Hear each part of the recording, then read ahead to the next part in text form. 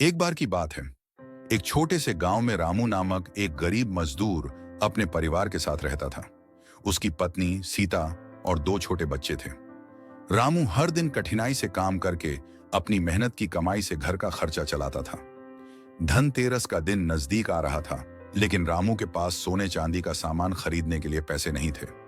गांव में सब लोग धनतेरस पर नए बर्तन, आभूषण और सोने की खरीदारी करने की तैयारी कर रहे थे। रामू के मन में भी यही ख्याल आया कि अगर वो कुछ खरीद नहीं पाया तो उसकी पत्नी और बच्चे भी खुश नहीं होंगे।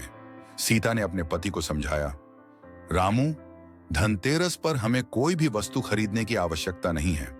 हमारे पास एक दूसरे का प्यार और साथ है, यही सबसे बड़ा धन है।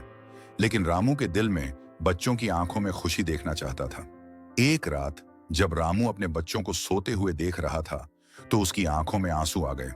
उसने तय किया कि वह इस धनतेरस पर कुछ भी करके अपने बच्चों के लिए खुशियां लाएगा।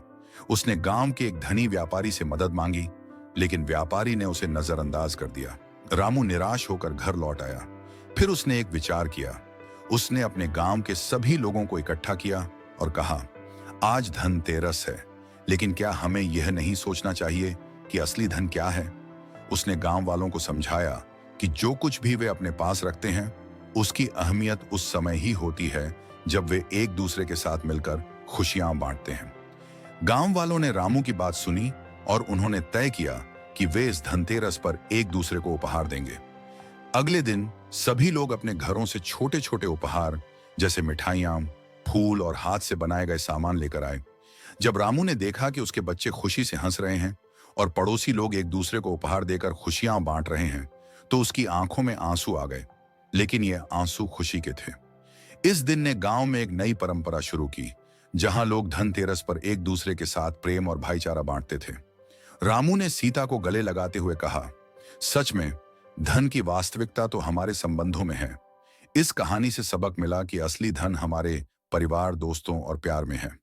इस धनतेरस पर अगर हम एक दूसरे के साथ मिलकर खुशी बांटते हैं तो यही हमारी सबसे बड़ी संपत्ति होगी। यह कहानी न केवल धनतेरस की महत्वता को दर्शाती है, बल्कि यह भी बताती है कि असली संपत्ति प्यार और संबंधों में होती है। इस भावनात्मक कहानी को सुनने से लोग प्रभावित होंगे और उन्हें धनतेरस का असली अर्थ समझ में आएगा।